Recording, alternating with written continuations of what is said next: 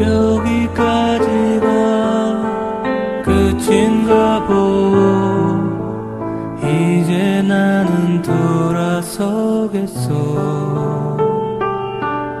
여기까지가 끝인가 보. 이제 나는 돌아서겠어.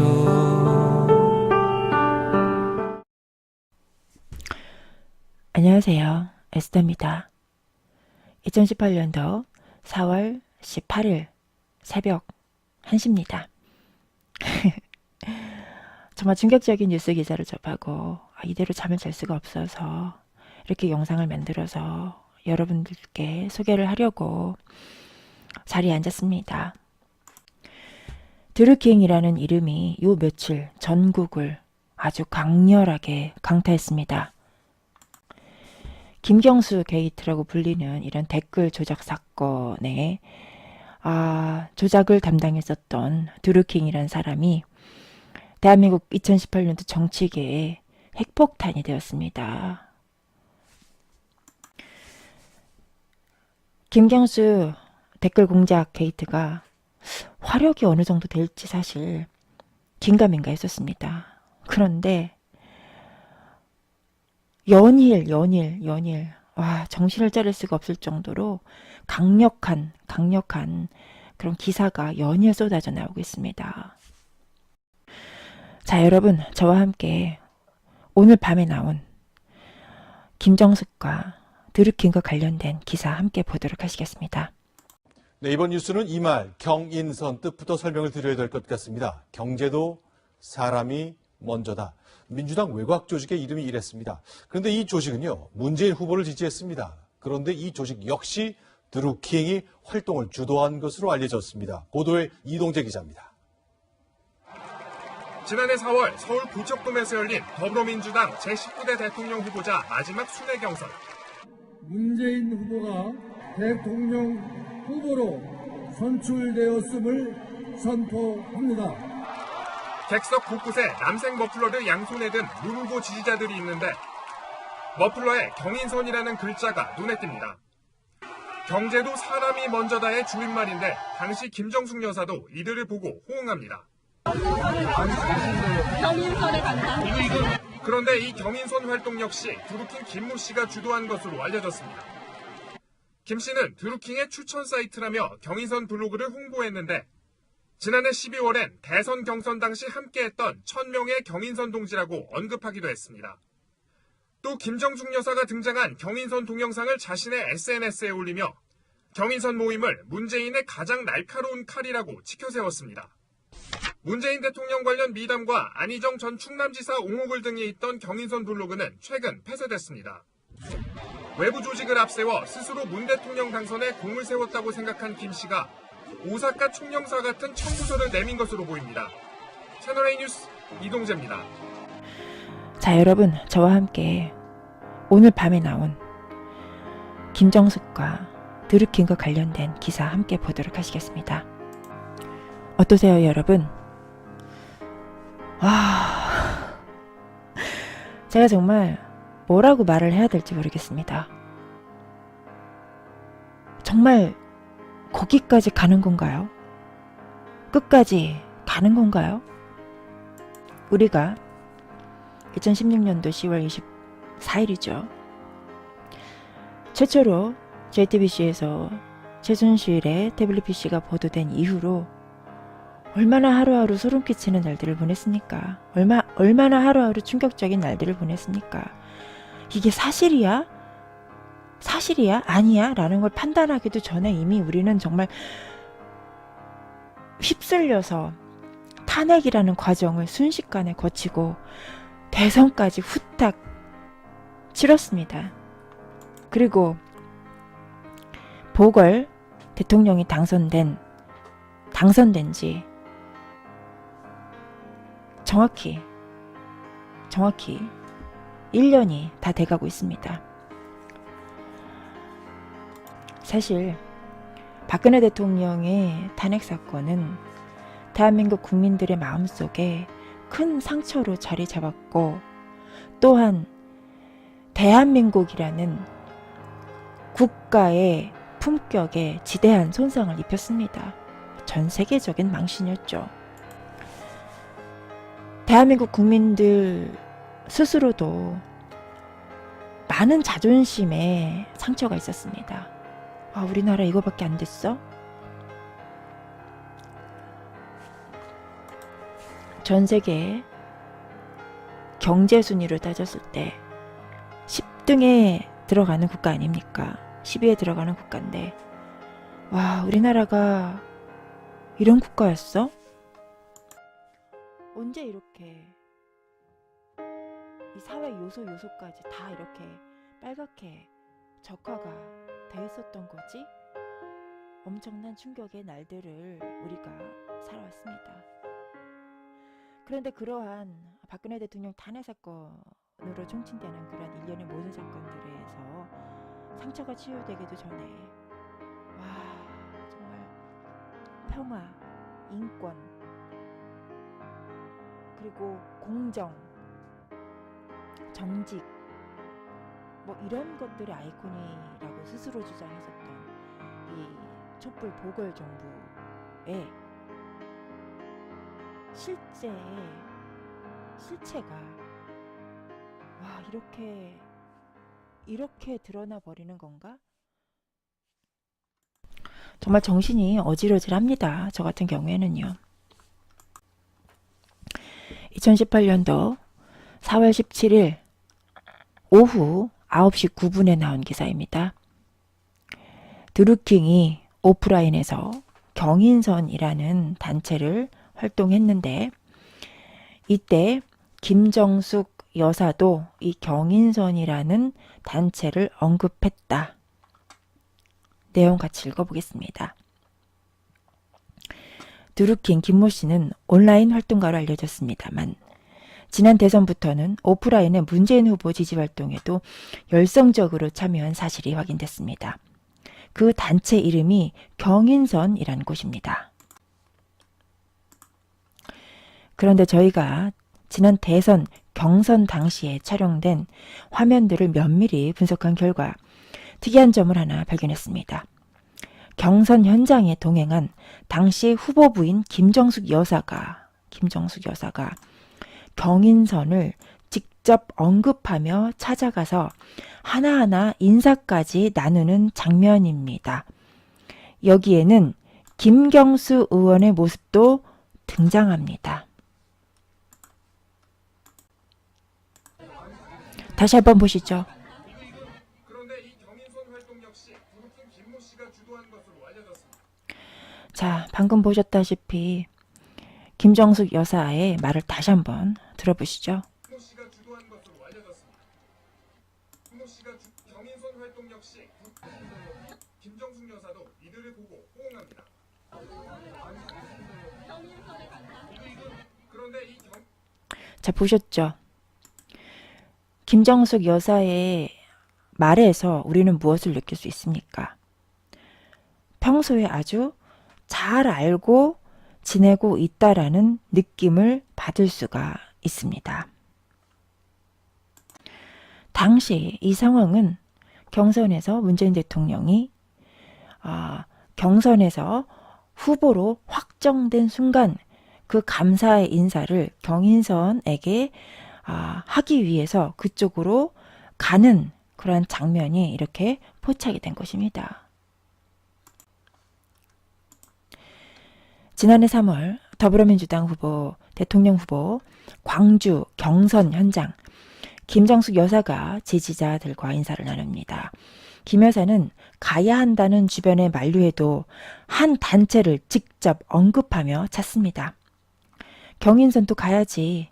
아니, 내려가실게요. 아니야, 경인선에 가자. 경인선으로 가자. 경인선에 간다. 자, 3번을 연달아서 얘기를 했다고 합니다. 얼마나 가까운 사이인지 짐작을 해볼 수 있죠. 김 여사는 경인선이라는 단체 자리로 가 한 사람 한 사람 악수를 하고 수행하던 김경수 의원도 손을 흔들며 인사를 나눕니다. 자, 이때 김정숙 여사를 경인선이 있는 자리로 같이 함께 수행을 한 사람이 바로 김경수 의원인 것이죠. 경인선은 민주당 댓글 조작 혐의를 받는 드루킹 김모 씨가 주축이 돼 활동한 문재인 후보 지지 단체로 알려져 있습니다. 김 씨는 김정숙 여사가 등장한 경인선 동영상을 자신의 SNS에 올리며 이 김 씨라는 것은 드루킹을 얘기하는 겁니다. 드루킹의 성이 김 씨라고 합니다. 경인선 모임은 문재인의 날카로운 칼이라고 자평을 했다. 경인선 블로그는 최근 폐쇄가 됐습니다. 김 씨는 역시 드루킹을 얘기하는 것이죠. 문 후보를 돕기로 한 뒤 지난 2016년 10월 파주 임진각에서 열리는 남북 정상선언 9주년 기념 행사에 심상정, 유수민 전 장관 등과 함께 주요 인사로 참석하기도 했습니다. 바로 이 사진이죠. 이 사진에서 보시는 바와 같이 이게 드루킹이라고 알려진 사람의 모습이고요.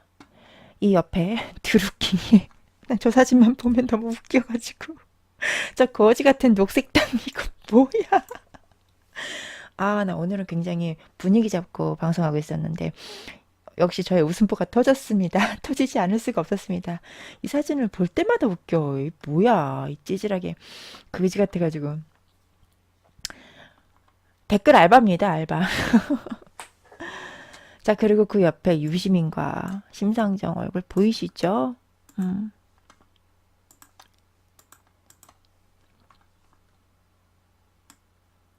자, 이 행사가 바로 이 행사입니다. 2016년도 10월 3일, 그죠? 여기에 보시면 주체에 이 드루킹이 운영하고 있는 경제적 공진화 모임 주체로 이름이 올려져 있습니다. 자, 여러분 느낌이 어떠십니까? 마치 언론에서 비춰지기에는 이렇게 생긴 이런 찌질한 골방에서 하루 종일 댓글이나 쓰고 있을 것 같은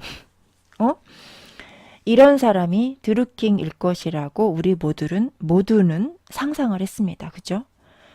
그런데 현실은 이 인간이 아니라 바로 옆에 어깨 힘 빡 들어가 있는 여기 어깨 힘 빡 들어가 있는 이 사람이 바로 드루킹이었다라는 사실이죠. 어깨 힘 빡 들어갔잖아요. 아주 힘 빡. 거의 국회의원 포스가 납니다. 국회의원 같죠? 앉아있는 자세는. 저는 이 기사를 보면서 와, 김정숙이라는 이름까지 나오다니. 정녕 촛불 보궐 정부의 임기가 여기까지인가? 여기까지가 끝인 건가? 정녕? 이런 생각이 들었습니다. 저는 사실 저의 속마음은 이렇습니다. 그렇게 달갑지만은 않습니다. 물론 이번에 지방선거에 있어서 우파가 승리할 수 있는 아주 좋은 결정적인 기회가 될 것이라고 봅니다. 그러나 제가 우려하고 있는 점은 우리 우파가 지난 박근혜 대통령 탄핵 사건을 통해서 과연 얼마만큼 처절하게 반성을 했는가? 우리의 스스로의 나태함과 안일함, 이러한 문제점에 대해서 얼마나 각성을 하고 뼈저리게 반성을 했는가라는 질문을 던지고 싶습니다. 여러분, 우파가 이번 기회에 더욱더 우리 스스로의 문제점에 대해서 자각을 하고 반성을 하면서 노력 없이 우리에게 다가오는 어떤 우연한 기회는 우리 것이 아닐 수가 있습니다. 그래서 우리가 끝까지, 우리 우파가 끝까지 방심하면 안 된다. 절대로 방심하면 안 된다. 더욱더 우리 자신을 돌아보고 반성하는 기회를 삼고 긴장감을 끝까지 놓지 말고 하늘에서 누가 나타나서 어떤 메시아나 이런 그 정도령과 같은 어떤 영웅이 딱 떨어져서 우리 대한민국을 위기에서 구해줄 것이다 라는 생각 버려야 한다고 생각을 합니다. 버려야 한다고 생각을 합니다. 그런 생각을 버리고 우리 각자가 우리 스스로가 대한민국을 위해서 대한민국의 국익을 위해서 어떻게 하면 될 것인가를 각자가 다 고민을 하고 국익에 맞는 각자의 역할에 맞는 그런 행동이 뒷받침이 돼야 된다라고 생각을 합니다. 그런 우려의 말씀을 여러분께 드리고 싶었습니다. 잔소리가 길지만 솔직히 말씀을 드리면 우리 우파가 솔직히 한 게 뭐가 있습니까? 서로 갈기갈기 찢어져서 좌파의 이간질에 우파로 위장한 우파 행세한 민주당 알밥 간첩들의 이간질에 우리가 갈기갈기 찢어져 있었습니다. 거기에 대해서 우리 우파 스스로가 문제점을 인식하고 더 이상 우리가 이렇게 분열돼 있어서는 안 된다. 그리고 우리 안에 들어와 있는 간첩들, 민주당 뿌락지들, 얘네들이 어떤 식으로 우파를 분열하려는 것인가에 대해서 정확한 인식을 갖고 있어야 됩니다. 뭐 정확하기까지는 아니다 할지라도 그런 예리한 인식을 갖고 우리가 지금 앞으로는 대한민국의 문제점을 고민을 해봐야 된다고 생각을 합니다. 우파들 우리 스스로 자부하는 게 무엇입니까? 좌좀들, 운동만 해서 머리가 나쁜 자좀들에 비해서 우리는 스스로 똑똑해라는 오만함, 우월감이 있지 않았습니까? 그런 오만함과 우월감에 맞는 그런 행위를 하려고 하신다면 우리 우파들 자만해서는 안 됩니다. 이러한 기회에 대해서 우파가 정치적으로 다시 전세를 반전의 기회로 삼을 수 있는 이러한 절대절명의 기회가 우리에게 다가왔다는 거에 대해서 지나치게 자만해서는 안 된다. 더욱더 긴장감을 늦추지 말고 우파가 하나의 목소리를 낼 수 있도록 우리 모두가 다 같이 뜻을 모아야 된다. 이런 말씀을 드리고 싶습니다. 자, 오늘 저의 잔소리는 여기까지 하도록 하겠습니다. 들어주셔서 감사합니다.